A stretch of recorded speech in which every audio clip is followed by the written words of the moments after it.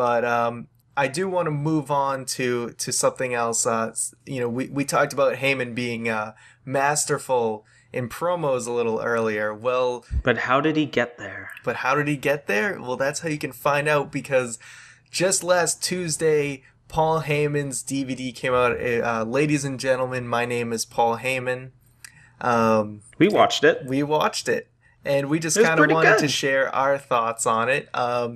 So this DVD, I think, if you're a wrestling fan at all, so if you're listening to this podcast, you should watch this DVD. Not only is the production value on its own Through the roof. the best production value they've ever done for a DVD, but this may be the best documentary DVD that WWE has ever done. They go through Paul Heyman's entire career. They gloss over a few points, but everything that needs to be there, I think, is there. One thing maybe that I felt like was missing was Heyman's promo on Vince McMahon back in, I think, 2001. They didn't touch on that at all, but other than that... Which one is that? Is that like the shoot promo on SmackDown? The one Okay. about, Shawn Michaels' smile, Hulk Hogan's, is it? I don't know. You know what I mean? He built towers on Hulk Hogan's blood, sweat, Back and or tears. something like that. Yeah.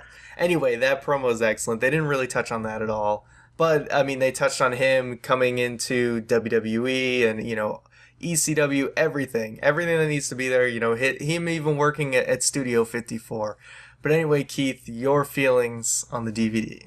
It's a great DVD, plain and simple. Like Ryan said, if you're listening to this podcast, you should probably watch that DVD because it's fascinating.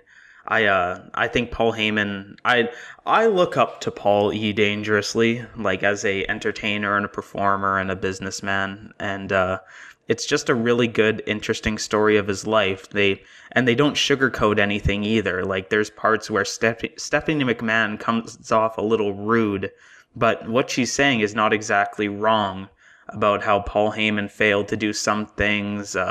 He couldn't pick his hills to die on, I think was the exact quote on some of the stuff when he was writing SmackDown. And yeah, it's just a really interesting story.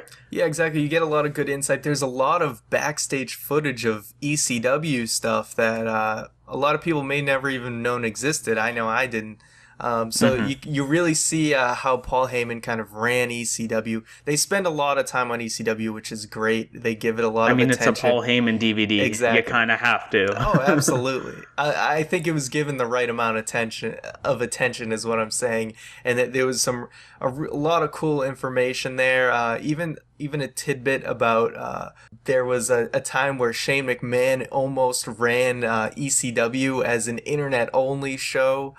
So there's a lot of cool information, especially them talking about when Heyman was writing for SmackDown and how it was actually beating Raw in the ratings, which I didn't even know until now about that. So definitely check that out. We can't stress that enough.